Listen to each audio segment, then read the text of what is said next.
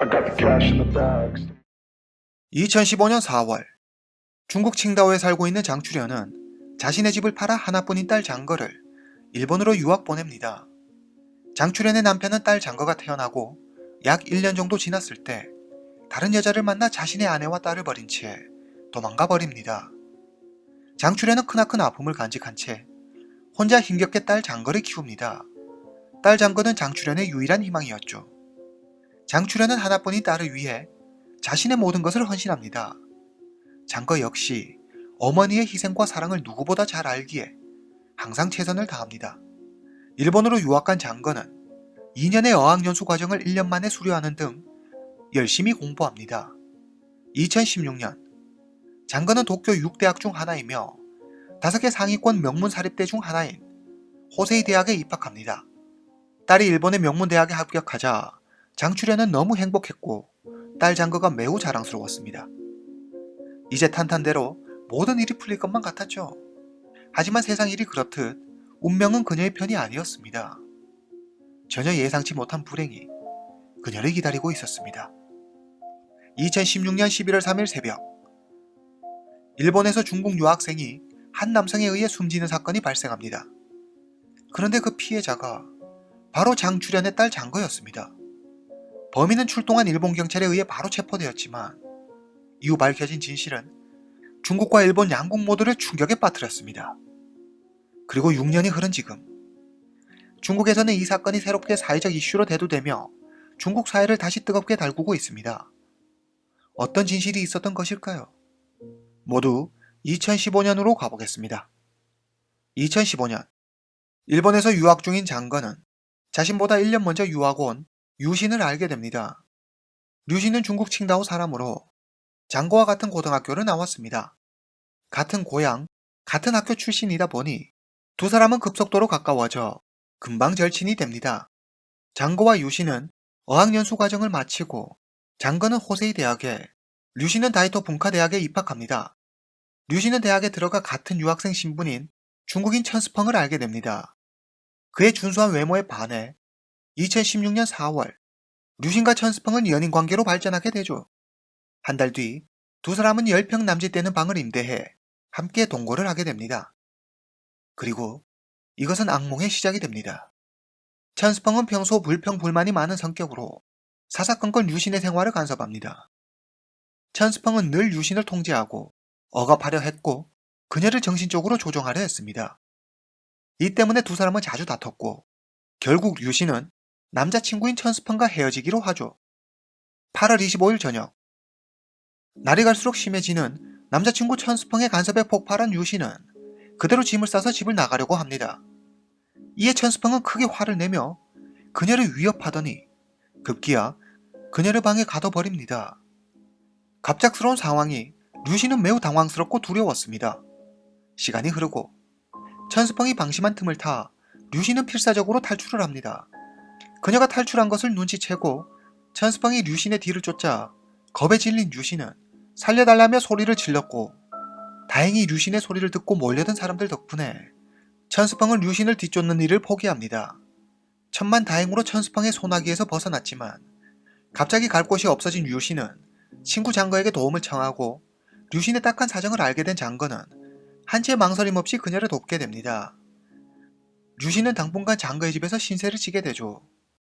이후에도 천스펑은 끈질기게 유신에게 연락해 다시 만나자고 하지만 천스펑에 집착해 질려버린 유신은 그의 요구를 단칼에 거절합니다. 그렇게 시간이 흐르고 유신의 생일이 다가옵니다. 천스펑은 유신의 환심을 사기 위해 고가의 지갑을 선물합니다. 그런데 여기서 유신은 이해하기 힘든 행동을 합니다. 지금까지 줄기차게 천스펑의 연락을 피해오던 그녀가 어찌된 일인지 천스펑의 선물을 받고 매우 기뻐합니다. 그러면서도 다시 만나자는 천스펑의 제안을 단호히 거절하죠. 장거는 유신의 행동이 잘못됐다며 행동을 분명히 해야 한다고 충고하지만 유신은 전혀 개의치 않습니다. 유신의 행동을 긍정적인 신호로 받아들인 천스펑은 희망이 있다고 생각하고 유신에게 계속해서 대시하지만 류신은 이를 받아들이지 않습니다. 이때부터 천스펑은 몰래 류신을 따라다니며 그녀의 일거수일투족을 감시하기 시작합니다. 2016년 11월 2일, 오후 6시 10분. 유신이 아르바이트를 하는 라면 가게로 천스펑이 찾아옵니다. 유신은 라면 가게에서 함께 일하는 린 씨에게 자신의 남자친구인 척 연기해달라고 부탁합니다. 처음에는 거절했지만 그녀의 끈질긴 부탁에 하는 수 없이 린 씨는 류신의 남자친구인 척 연기를 합니다. 류신은 새로운 남자친구가 생겼으니 더 이상 자신을 괴롭히지 말라고 경고합니다. 천스펑은 좌절했고 그 절망감은 이내 극심한 분노로 바뀌었습니다. 그는 자신을 배신한 류신을 절대 용서하지 않기로 결심합니다. 밤 9시 45분. 천스펑은 범행 도구와 술을 산 뒤 옷을 갈아입고 유신이 살고 있는 장거의 집으로 향합니다. 밤 10시 57분. 장거의 집 근처에 도착한 천스펑은 범행을 저지를 적당한 장소를 물색하다 아파트 3층에 몸을 숨기고 유신이 집에 돌아오기를 기다립니다. 밤 11시. 아르바이트를 마친 유신은 집에 가기 전 천스펑이 남긴 음성 메시지를 확인합니다.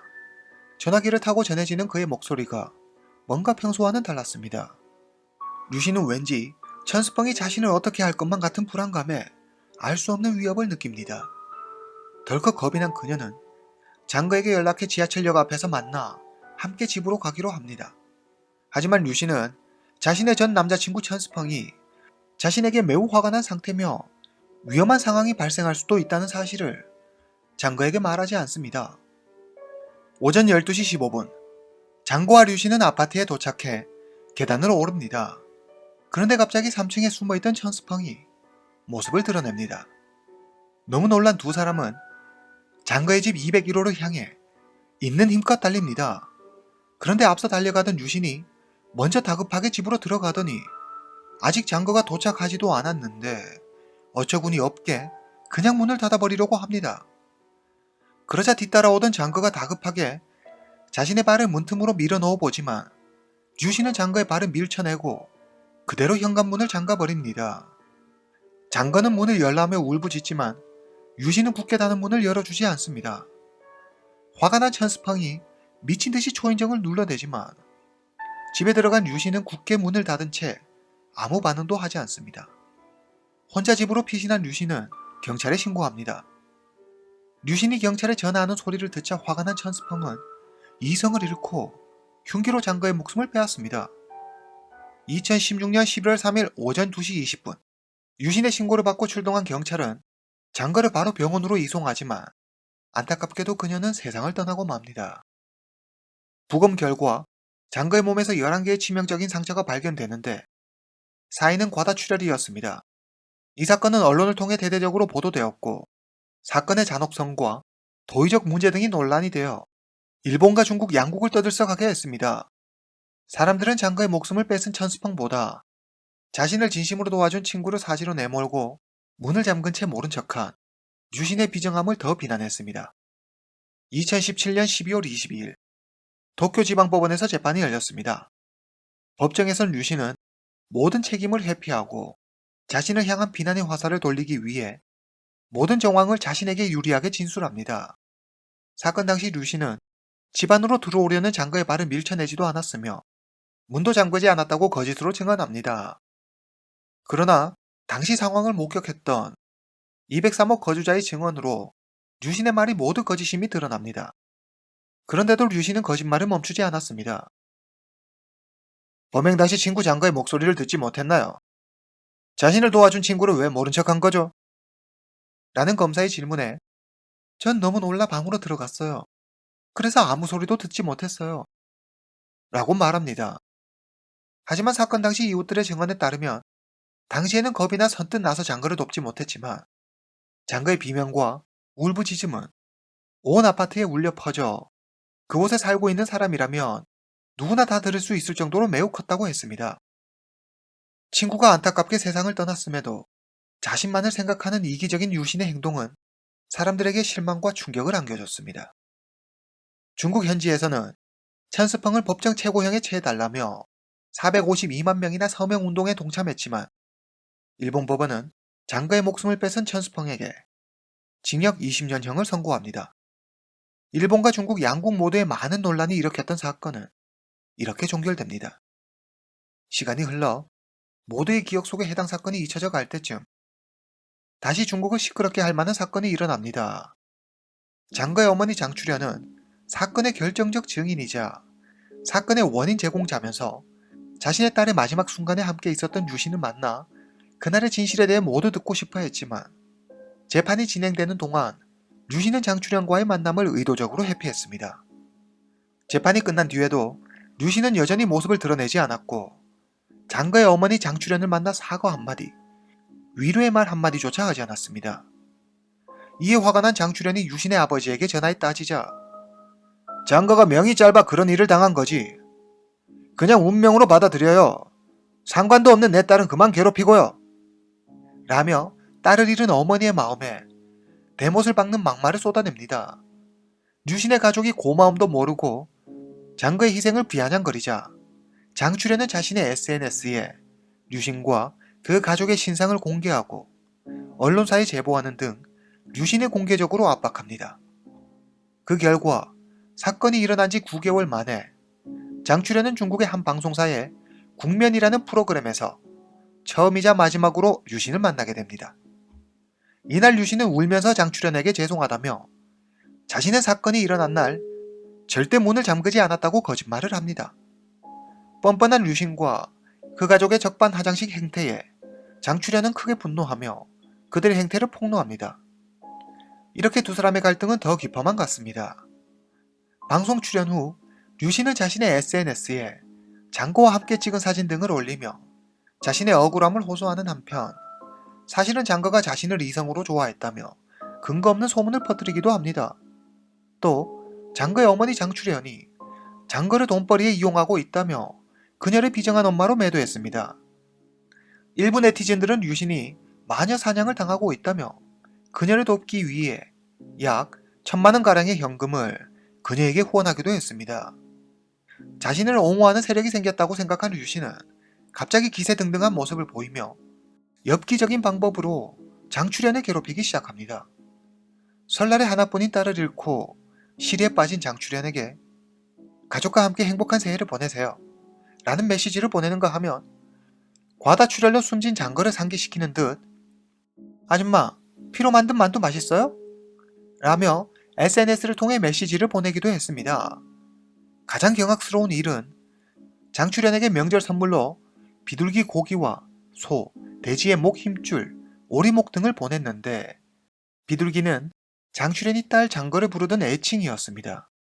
계속된 유신의 괴롭힘을 견디다 못한 장추련은 2019년 10월 28일 유신을 고소합니다. 그 후 여러 우여곡절 끝에 메신저와 SNS를 통해 유신이 장추련을 자극하고 도발한 혐의가 모두 인정돼 장추련은 1심 재판에서 승소합니다. 중국 산둥성 칭다오시 인민법원은 민사상 과실과 책임을 물어 유신이 피해자 장추련에게 우리 돈 약 1억 3천만 원을 보상하라고 판결합니다. 사람들은 이번 판결은 유신이 한 행동에 대한 자업자득이라며 당연시했습니다. 확실한 사실이 언론을 통해 알려지지는 않았지만 인터넷상에 들리는 소문에 의하면 유신은 1심 판결에 불복해 항소를 준비하고 있는 것으로 알려졌습니다. 한편 장거의 어머니 장추련은 천스펑이 고작 20년밖에 받지 않았다며 그 정도로는 그의 죗값을 치를 수 없다며 20년 후 출소하면 억울하게 세상을 떠난 딸을 위해서라도 꼭 다시 그를 중국 법정에 세워 법정 최고형을 받게 하겠다고 밝혔습니다. 오늘 이야기는 여기까지입니다. 다음 시간에 뵙겠습니다.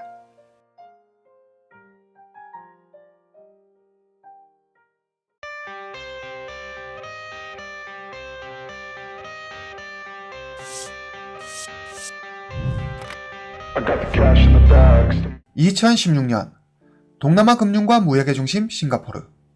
오늘 사건의 주인공 최하결. 그녀는 1985년 중국 천진에서 태어났습니다.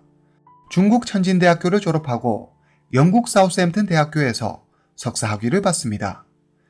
최하결의 부모는 그녀가 졸업 후 자신들이 있는 중국으로 돌아와 함께 살기를 바랐습니다. 하지만 딸 최하결의 생각은 달랐죠. 그녀는 뛰어난 스펙과 능력으로 싱가포르에 있는 한 대기업의 엔지니어로 취직합니다. 최하결은 출중한 외모와 능력의 소유자로 많은 남성의 대시를 받습니다. 얼마 지나지 않아 그녀는 자신의 이상형에 딱 맞는 한 남성을 만납니다. 두 사람은 곧 연인 사이로 발전합니다. 최하결은 일과 사랑, 두 마리 토끼를 모두 잡는 데 성공합니다. 그녀는 이보다 더 행복할 수 없다고 생각합니다. 영원히 지속될 것만 같았던 행복. 하지만 인생은 그렇게 우리에게 친절하지만은 않죠. 2015년 3월. 요즘 들어 최하결과 그녀의 남자친구는 사소한 문제로 자주 다투게 됩니다. 잦은 갈등과 다툼으로 지친 남자친구가 최하결에게 이별을 통보합니다. 그러나 최하결은 이별을 받아들일 수 없었습니다. 그녀는 여전히 남자친구를 너무 사랑하고 있었습니다. 며칠 뒤 저녁, 최하결은 남자친구 집으로 향합니다. 오늘은 반드시 그의 얼굴을 보겠노라며 현관문을 두드리고 남자친구 이름을 애타게 불러보지만 그는 문을 열어주지 않습니다. 그는 굳게 닫힌 문 뒤로 최하결의 아픈 마음을 후벼 파는 가시돋친 말들을 내뱉으며 그녀의 영혼에 상처를 줍니다. 최하결은 무너져 버립니다. 남자친구 집 앞에 털썩 주저앉아 대성통곡합니다. 그녀가 큰 소리로 울자 주위의 구경꾼이 하나둘 모이기 시작합니다. 잠시 후 경비원이 오더니 그녀를 내쫓습니다. 바로 그때 그 손 놔요. 그 여자는 내 친구예요. 제가 알아서 할 테니 그만 물러나세요. 한 남성이 나서며 울고 있는 최하결을 부축해 자신의 차에 태웁니다. 그리고 의문의 남자는 최하결을 그녀의 집까지 바래다 줍니다. 여전히 최하결은 슬픔을 감추지 못하고 울고 있었습니다. 남자는 최하결에게 따뜻한 위로의 말을 건네며 그녀를 안아줍니다. 낯선 타국에서의 외로움을 남자친구에게 온전히 의지하고 있던 최하결은 갑작스러운 그의 행동에 잠시 놀랐지만 너무 오랜만에 느껴보는 따뜻함에 서러움의 눈물을 흘렸습니다. 그 남자는 대뜸 이런 말을 합니다. 이렇게 반짝반짝 빛나는 당신을 몰라보다니. 그러지 말고 그런 바보 같은 놈 말고 나랑 만나보는 건 어때요? 처음 보는 남자의 느닷없는 고백에 최하결은 당황합니다. 그리고 그 순간 대답을 회피하죠. 하지만 전 남자친구를 잊기 위해서였을까요?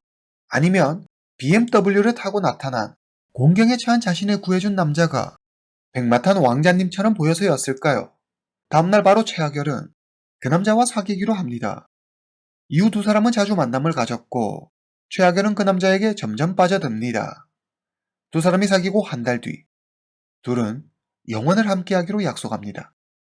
최하결은 1년에 2번, 설이나 추석 같은 큰 명절에는 부모님이 계신 중국으로 가 가족과 함께 시간을 보냅니다. 이번 명절 연휴 역시 그녀는 중국에서 부모님과 시간을 보냅니다. 그녀는 부모님에게 새로 사귄 남자친구와 결혼하겠다고 말합니다. 엄마, 아빠, 난 그 사람을 너무 사랑해요. 그 사람은 48살이고 결혼에 실패해 12살 된 아들을 혼자 키우고 있지만 그 사람 아버지가 세탁소 체인점 사업을 크게 하는데 그 사람이 꼭 그걸 이어받아서 할 거예요. 최하결의 말을 들은 부모는 이 청천벽력 같은 소리에 가슴을 부여잡으며 결혼은 신중히 해야 한다고 딸 최하결을 달랩니다. 그러나 최하결은 막무가내였습니다. 더 이상 어찌할 도리가 없던 그녀의 부모는 결국 딸의 결혼을 허락합니다. 하지만 최하결이 자신의 부모가 옳았다는 사실을 깨닫는 데에는 그리 오랜 시간이 걸리지 않았습니다.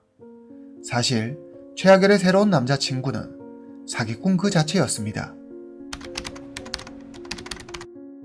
최하결의 새 남자친구는 구기복 1969년생으로 이미 2번의 결혼 경력이 있습니다. 그는 도박을 즐겼고 술을 가까이 했는데 특히 술버릇이 좋지 않아 술만 마셨다 하면 자기 아내에게 무력을 행사했습니다. 그의 첫 번째 그리고 두 번째 아내 모두 구씨에게 심하게 당해 여성보호시설에서 숨어 지내야 했습니다. 자세한 내막은 알 수 없지만 두 번째 아내는 구씨와 이혼하지 않고 그와 함께 계속 지내며 2명의 아들을 낳습니다. 구씨는 전과 이범으로 2004년과 2011년 아내 몰래 만나던 중국 여성에게 돈을 빌리고 갚지 않아 사기 혐의로 교도소에 수감됩니다. 2012년 출소한 구씨는 세탁소에 취업합니다. 자신의 아버지가 세탁소 체인점 사장이라는 그의 말은 거짓말이었죠. 하루는 구씨가 교회를 다니게 되는데 두 번째 아내이자 현재 아내에게 자신은 새로 태어났다며 아내와 2명의 아들만을 위해 살겠다고 다짐합니다. 그러나 사람은 고쳐 쓰는 게 아니라고 하죠. 그 버릇 어디 가겠습니까? 구 씨는 아내와 아들 앞에서는 가정에 충실한 성실한 남편, 아빠의 모습을 연기하고 뒤로는 최하결과 몰래 만나고 있었습니다. 최하결과 구기복, 두 사람은 대체 어떻게 되는 것일까요?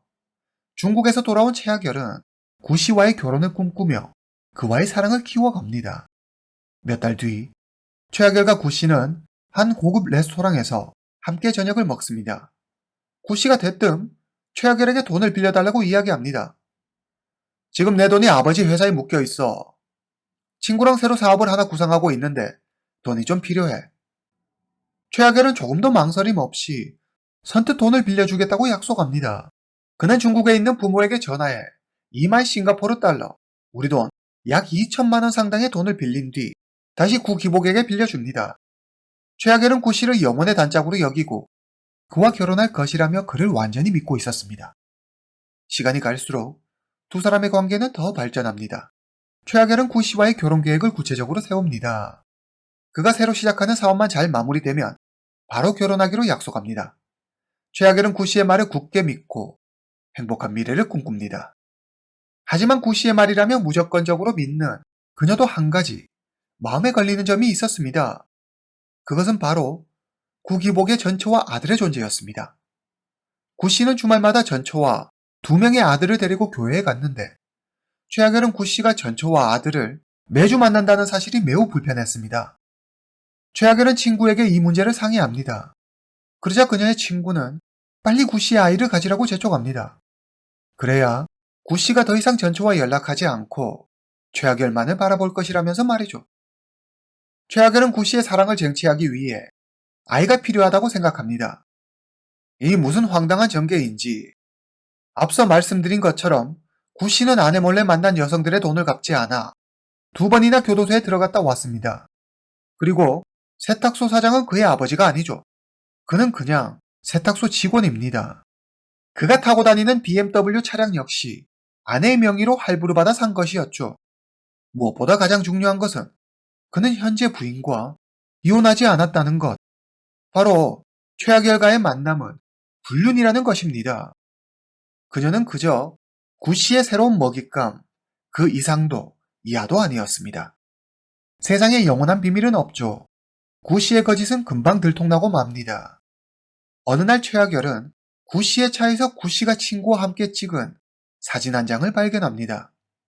사진 속 그의 손에는 결혼 반지가 끼워져 있었습니다.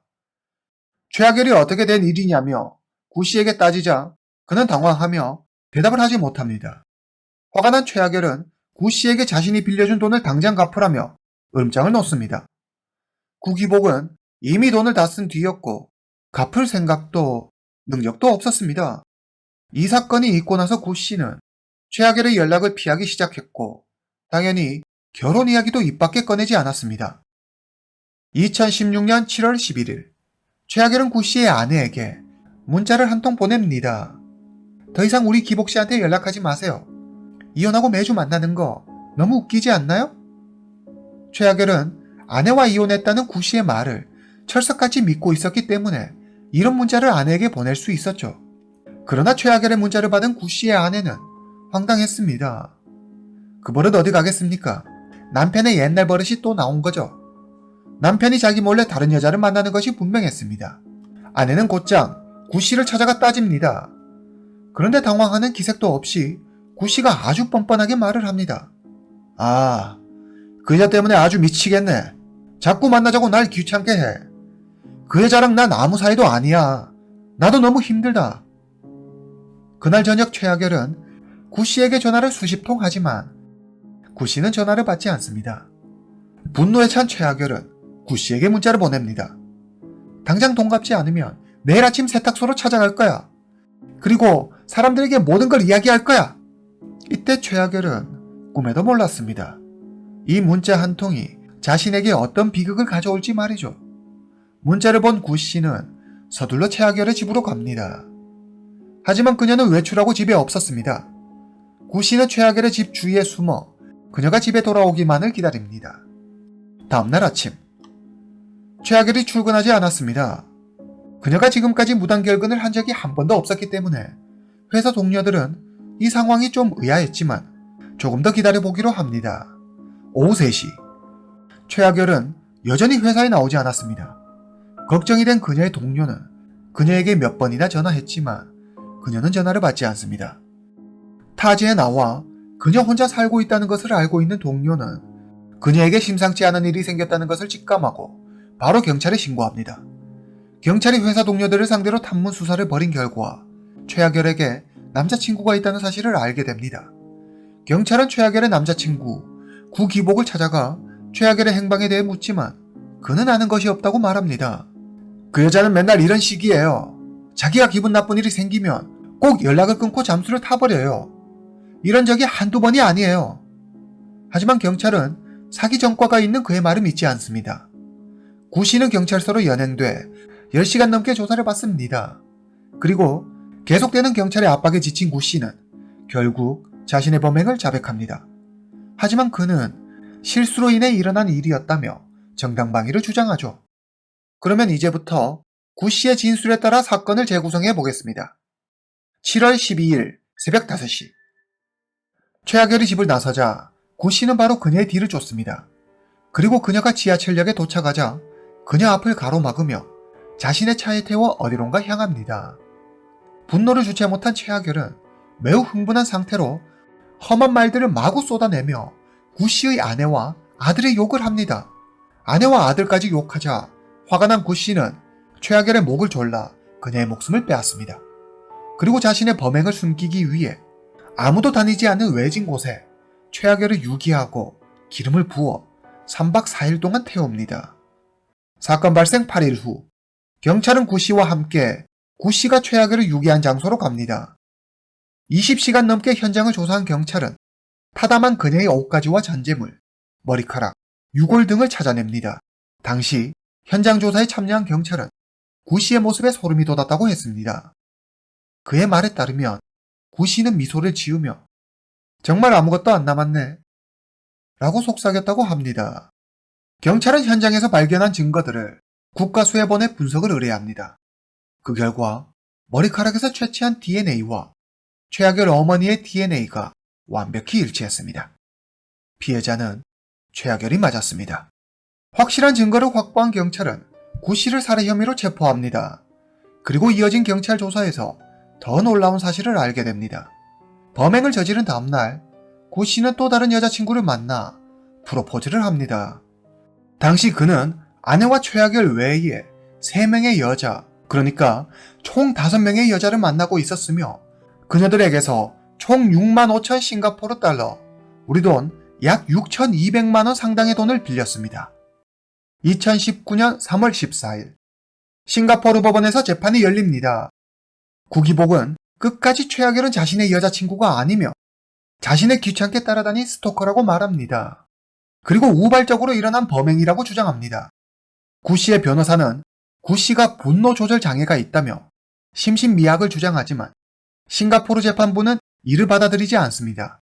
그러나 재판부는 사전에 범행을 계획한 것으로 보이지는 않는다는 이유로 무기징역을 선고합니다.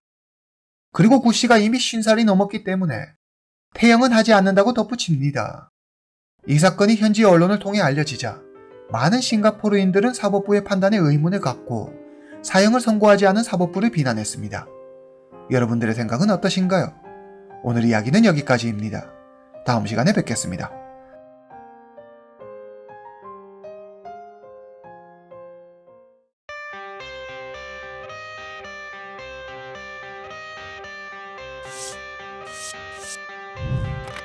I got the cash in the bags.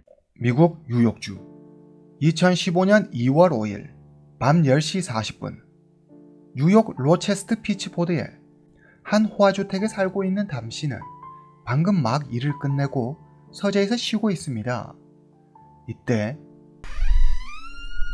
서재문이 열리면서 누군가 안으로 들어옵니다.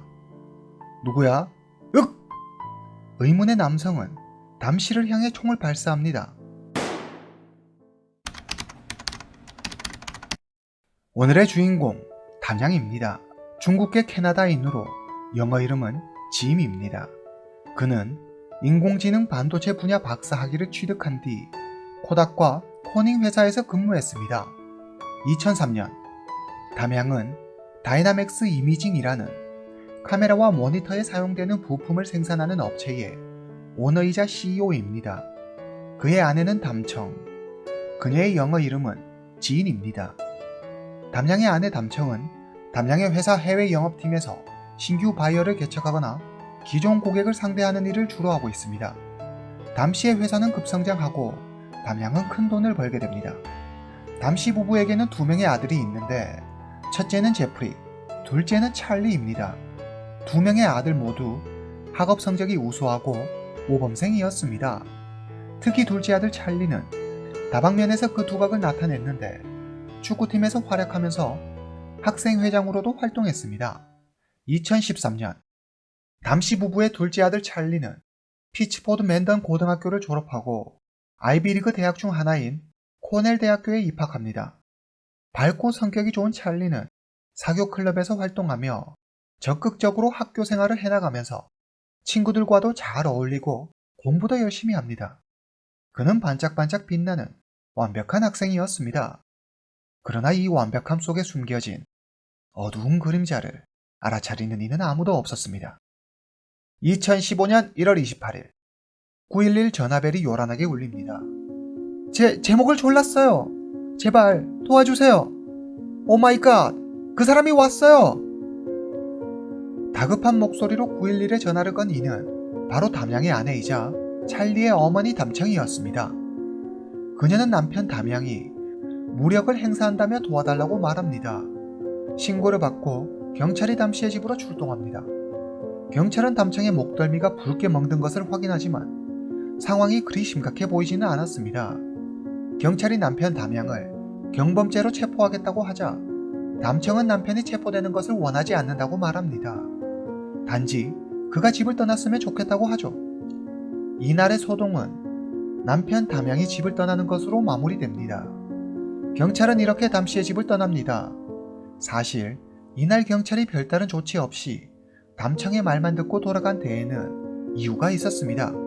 담씨 부부가 이 같은 일로 경찰에 신고한 적이 이번이 처음이 아니었기 때문입니다. 2003년에서 2015년까지 담씨 부부는 911에 수십 통의 신고 전화를 합니다. 아내 담청이 전화하기도 했지만 주로 남편 담양이 전화에 도움을 청했습니다. 담양은 911에 전화해 큰아들 제프리와 아내 담청에 대한 불만을 호소했는데 2007년 11월 큰아들 제프리가 친구들을 데리고 집에 와서 노는 것을 담양이 허락하지 않자 제프리가 아버지 담양에게 대듭니다. 두 사람의 말다툼은 금세 몸싸움이라도 할 것 마냥 거칠어졌고 담양은 아들 제프리가 자신을 때렸다며 911에 신고합니다. 2008년 11월 큰아들 제프리가 음식에 뭔가 이상한 것을 넣었다며 911에 전화합니다. 담양은 제프리가 자기 음식에 이상한 물질을 넣어 자신을 병들게 하려 한다고 주장하죠. 2009년 7월 담양은 아내 담청과 말다툼을 했다며 911에 전화합니다. 아내가 절 핥히고 때려서 온몸이 상처 투성이에요. 그리고 저보고 집을 나가지 않으면 제가 아내를 때렸다고 경찰에 거짓으로 신고하겠다고 협박해요. 그래서 제가 먼저 전화했어요. 담양은 억울하다며 하소연했습니다. 위에 몇 가지 사례만 보더라도 평소 담씨 가정에 가족 구성원 간의 갈등이 얼마나 심각했었는지를 짐작해 합니다. 사건이 일어나기 얼마 전 담양의 아내이자 찰리의 어머니 담청은 법의 보호를 받기 위해 남편 담양을 상대로 접근 금지 가처분 신청을 합니다. 그리고 변호사를 찾아가 이혼에 관해 상담하죠. 어릴 때부터 어머니와 함께 보낸 시간이 많아서였을까요? 담씨 부부가 싸울 때면 아들 제프리와 찰리는 항상 어머니 담청의 편을 듭니다.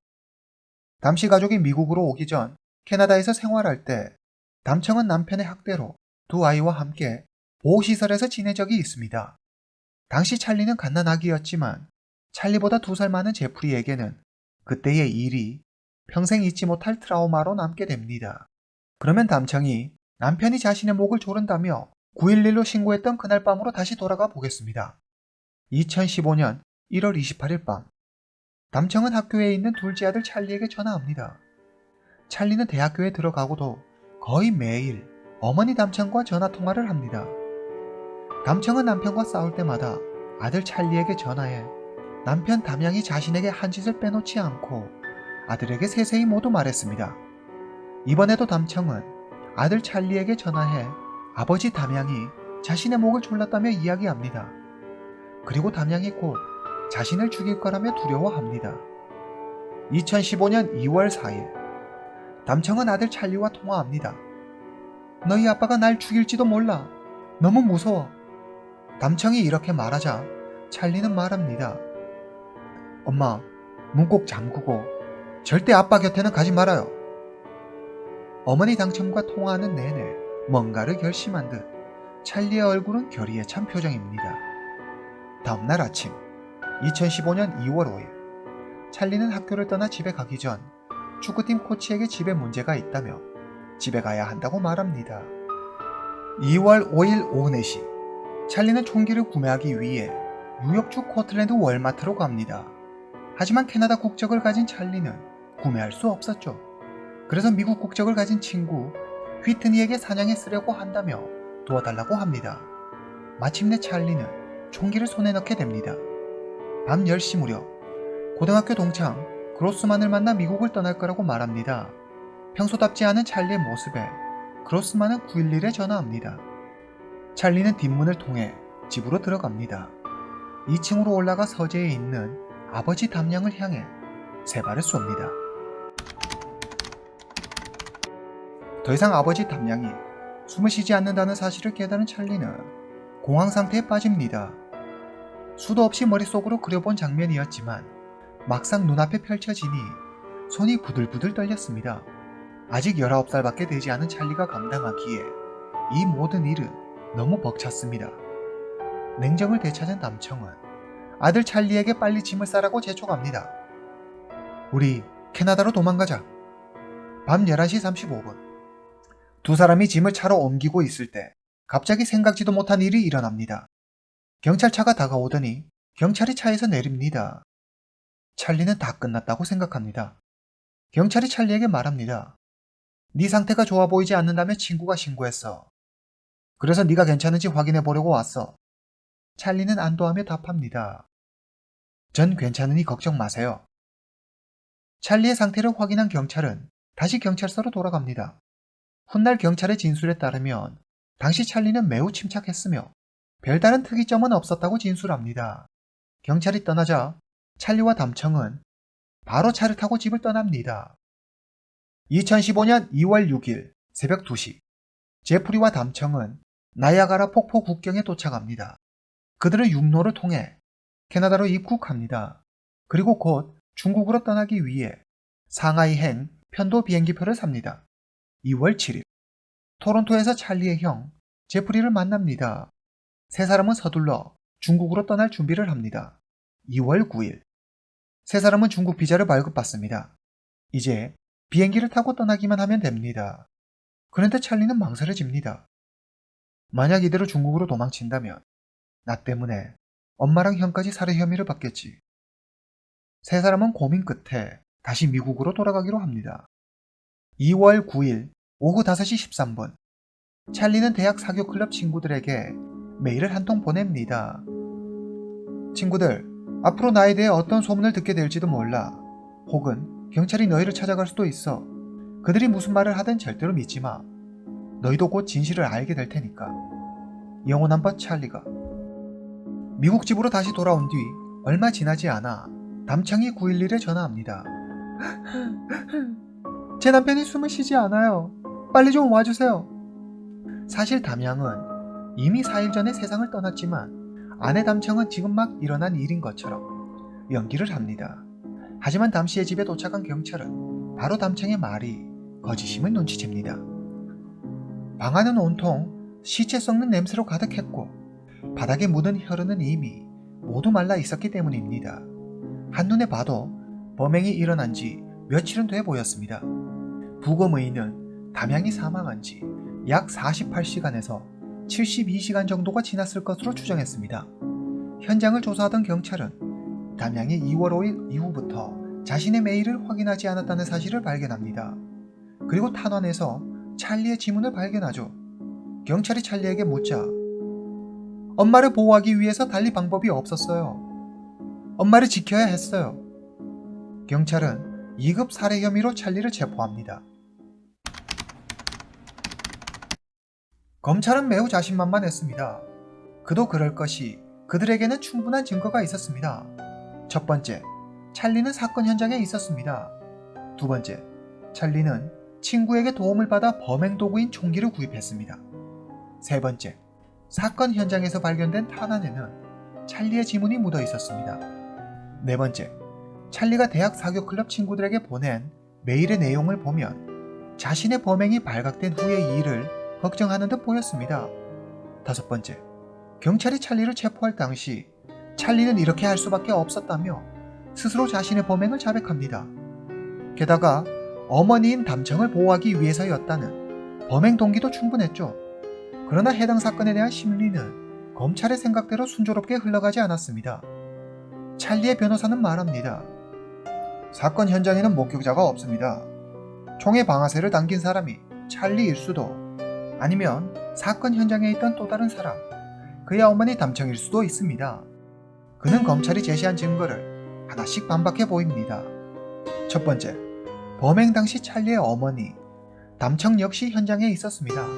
두 번째, 사건 현장에서 발견된 탄환에는 찰리의 지문이 묻어 있었지만 정작 범행 도구인 총에서는 그의 지문이 발견되지 않았습니다.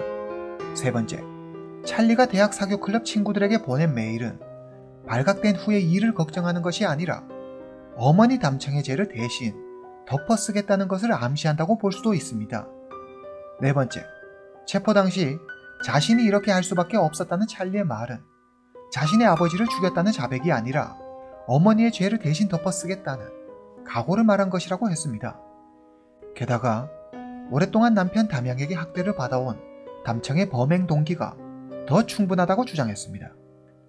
배심원단은 해당 사건에 대해 50여 시간이 넘게 상의하지만 결정을 내리지 못합니다. 결국 재판부는 증거가 부족하다며 해당 사건을 기각하고 찰리는 풀려납니다. 언론을 통해 사건이 알려지자 사람들의 의견은 분분했습니다. 찰리가 범인이라고 믿는 사람들은 찰리의 변호사가 배심원들의 동정심을 자극해 얻은 결과라며 사법부를 비난했고, 찰리의 어머니 담청이 범인이라고 믿는 사람들은 남편의 학대를 견디다 못한 담청이 남편을 살해해놓고 자신의 죄를 아들에게 덮어 씌운다며 나쁜 엄마라고 욕했습니다. 이렇게 2년의 시간이 흐릅니다. 2017년 9월, 찰리는 친구의 결혼식에 참석하기 위해 캐나다에서 미국으로 돌아옵니다. 미국으로 입국하던 찰리는 경찰에 체포됩니다. 여러분은 앞서 찰리가 미국 국적자인 친구 휘트니를 통해 총기를 구입한 사실을 기억하실 겁니다. 당시 찰리는 사냥을 하려고 한다며 친구 휘트니를 속이고 총기를 샀습니다. 그리고 고마움의 표시로 휘트니에게 현금 $800와 맥주 한 박스를 주죠. 2년 전 검찰은 찰리를 기소하는 데 실패합니다. 그래서 그들은 전략을 바꿔 찰리가 다른 사람을 속이고 불법적으로 총기를 구매한 사실을 들어 그를 체포합니다. 거기다 찰리의 휴대폰을 조사하던 중 놀라운 사실을 하나 알게 되는데, 완벽한 학생인 줄로만 알았던 찰리가 사실은 뒤로는 학생들에게 약을 팔고 있었던 것입니다. 2018년 6월 22일, 재판부는 찰리에게 유기징역 20년형을 선고합니다. 1년 후 찰리는 감형을 받기 위해 검찰과 형량을 거래합니다. 그는 친구에게 총기를 사는 것을 도와달라며 부탁한 사실을 인정합니다. 그가 쓴 진술서에 따르면 어머니는 아버지에게 늘 학대받았으며 찰리는 대학교에 들어간 뒤로는 거의 매일 어머니와 통화하며 아버지가 어머니에게 어떻게 했는지 세세히 들어 알고 있다고 했습니다. 아버지를 향한 그의 분노는 걷잡을 수 없이 커졌고 어머니를 보호해야겠다는 생각에 결국 범행을 저지르고 말았다고 했습니다. 2019년 11월, 찰리는 아버지 담양의 살해 혐의를 인정하지만 그의 감형 신청은 기각됩니다. 그는 현재 연방교도소에 수감되어 있습니다. 찰리는 아버지를 죽인 흉악범일까요? 아니면 가정폭력의 피해자일까요? 여러분들의 생각은 어떻습니까? 오늘 이야기는 여기까지입니다. 다음 시간에 뵙겠습니다.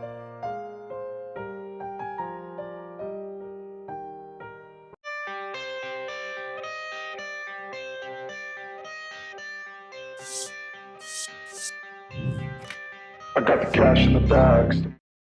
홍콩의 한 항공사에서 일하는 촉망받던 스튜어디스 진만의 어느 날 그녀가 갑자기 모습을 감춥니다. 그리고 며칠 뒤 상상할 수도 없는 의외의 곳에서 싸늘히 식어버린 그녀를 발견합니다. 그녀에게 무슨 일이 있었길래 이런 모습으로 발견된 것일까요? 경찰은 바로 수사에 착수하지만 쉽사리 범인을 잡지 못합니다. 오늘은 2013년 홍콩 사회를 충격과 분노에 빠뜨렸던 사건에 대해 이야기해 보겠습니다. 동양과 서양, 과거와 현재가 공존하는 곳, 우리에게 국제 금융도시로 잘 알려진 홍콩은 매혹적인 야경으로도 유명합니다. 오늘 사건의 주인공 진만의, 그녀는 1987년 야경이 매력적인 홍콩의 한 평범한 가정에서 태어났습니다. 아버지, 어머니, 그리고 2명의 여동생, 이렇게 5 식구가 함께 살았습니다. 그녀의 집은 경제적으로 그다지 부유한 편은 아니었지만 늘 웃음이 끊이지 않는 화목한 가정이었습니다. 진 씨는 중학교 때부터 장학금을 받을 정도로 학업 성적이 우수하고 부모님 말씀도 잘 듣는 착실한 모범생이었습니다. 그녀는 고등학교를 졸업하고 홍콩에 있는 명문대학 중 하나로 손꼽히는 홍콩 중문대학교에 들어갑니다. 대학 시절 진 씨의 친구들은 참한 외모를 가진 그녀에게 항공사 스튜어디스에 지원해보라고 적극적으로 권유합니다.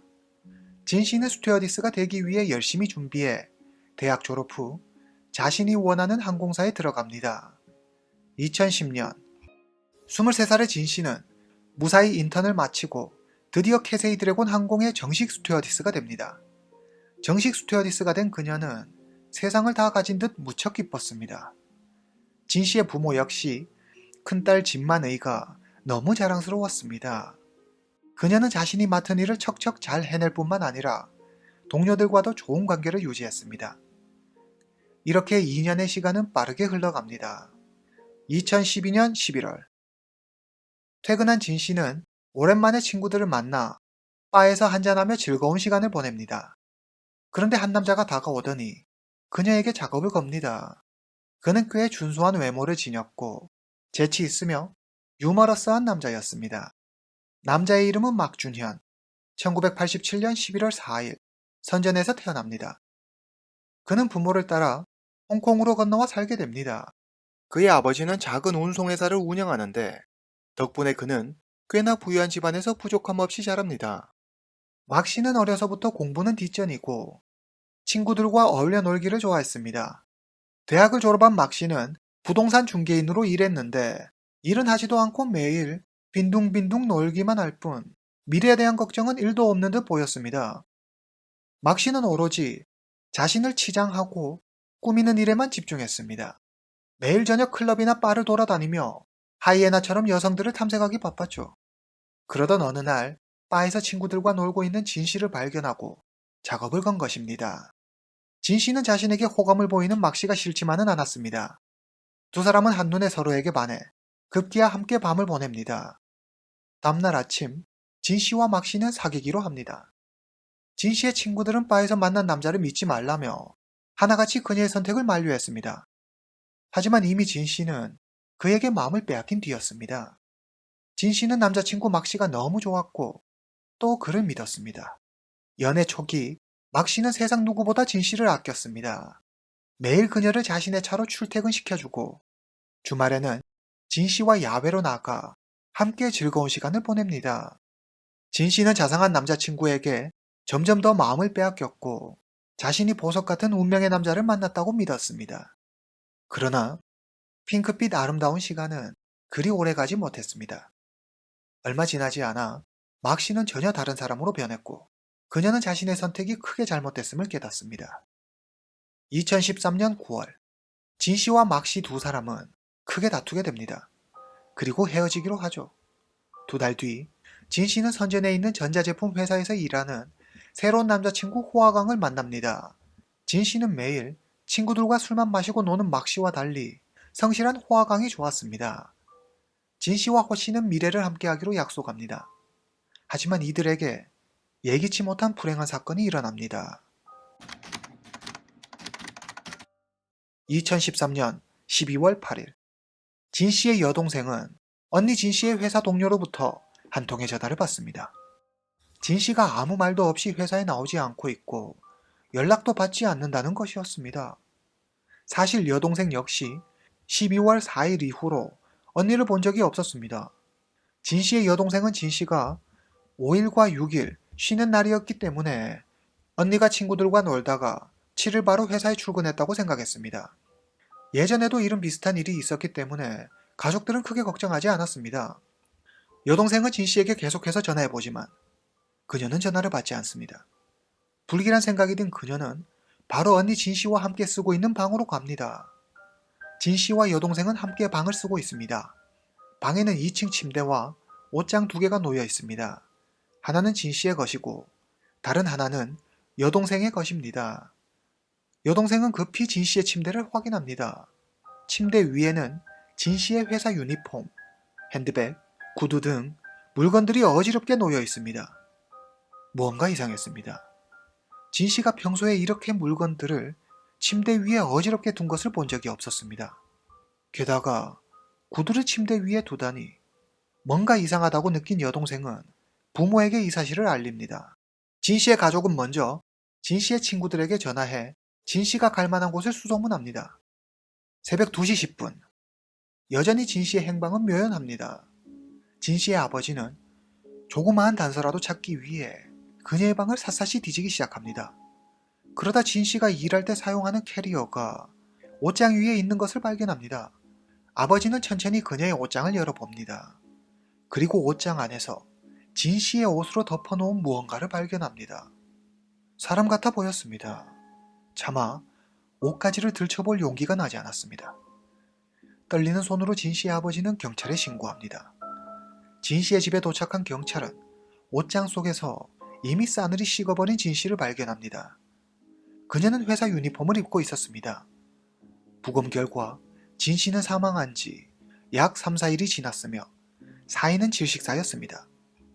처음 경찰은 며칠씩 방에서 생활하면서 아무런 사실도 발견하지 못한 여동생을 의심했습니다. 그러나 평소 진 씨와 여동생의 사이는 각별했고 여동생이 언니를 해야 할 이유는 딱히 없어 보였습니다. 언론을 통해 해당 사건이 알려지자 많은 홍콩인들은 숨진 채 옷장에 있던 언니와 아무것도 모른 채 몇 날 며칠 함께 지낸 여동생의 정신적 충격을 걱정했습니다. 경찰은 먼저 피해자 진 씨의 주변인들을 상대로 탐문조사를 실시합니다.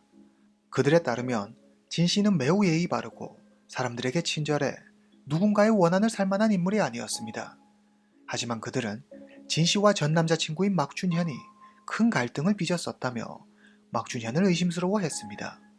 경찰은 전 남자친구인 막준현과 현재 남자친구인 호화강을 모두 용의선상에 올려놓고 수사하지만 현재 남자친구인 호화강은 사건 당일 홍콩이 아닌 선전에 있었던 것으로 밝혀져 용의선상에서 배제됩니다. 그러나 전 남자친구 막 씨는 연락이 되지 않았습니다.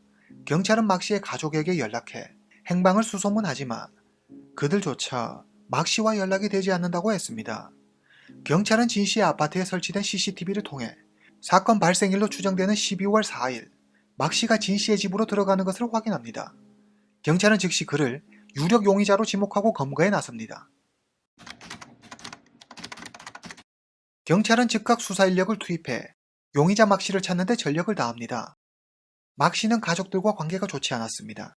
그의 부모는 매일 술이나 마시고 여자들 뒷공문이나 쫓아다니는 아들을 매우 한심해했습니다. 그래서 그에게 주던 경제적 지원을 끊어버리죠.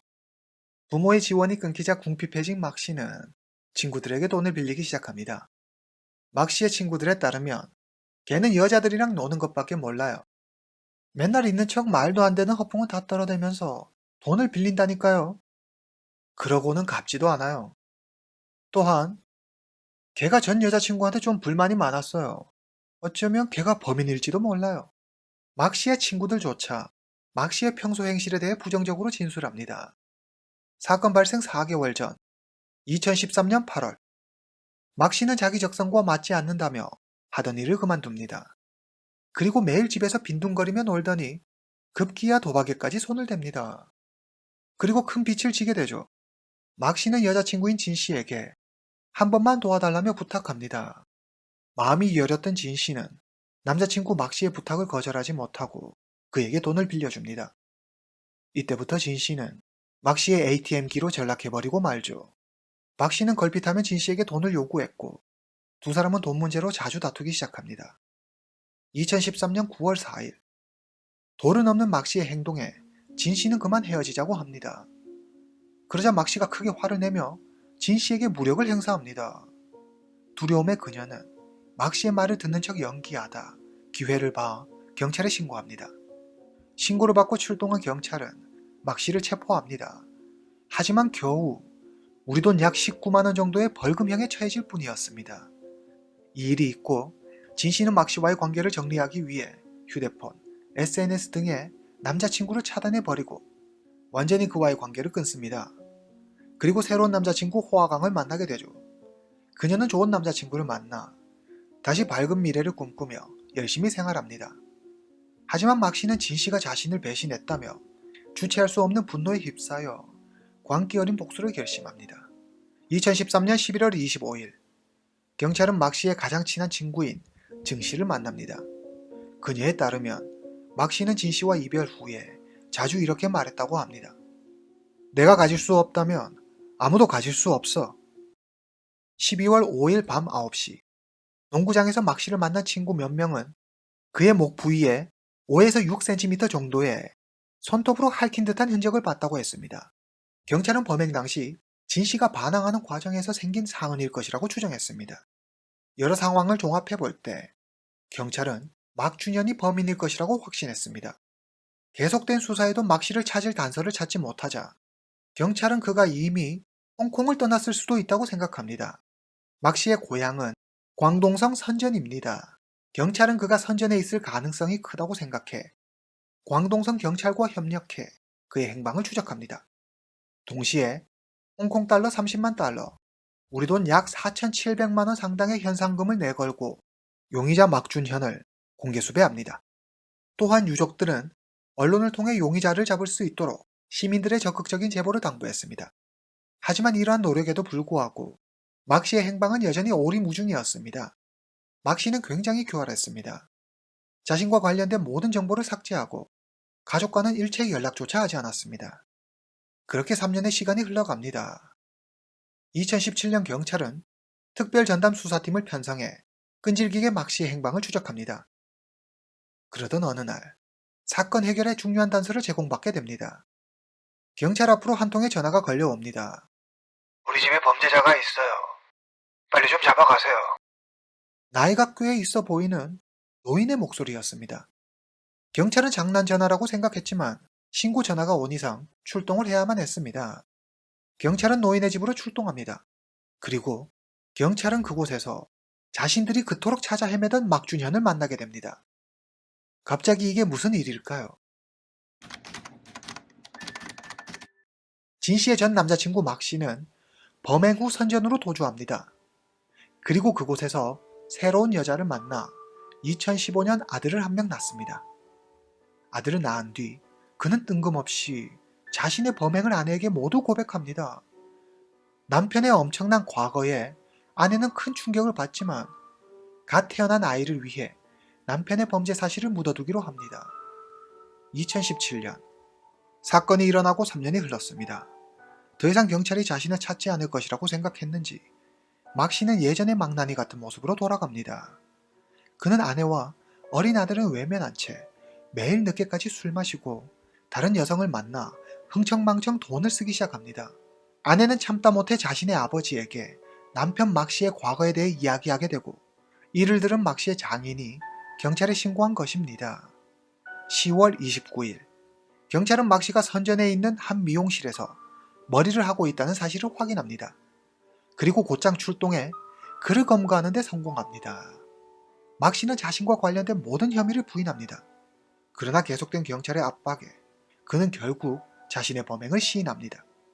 막 씨는 사건 당일인 12월 4일 진 씨가 자신을 집으로 불러 그녀의 집에 가게 됐고 두 사람은 화해하고 다시 사귀기로 합니다.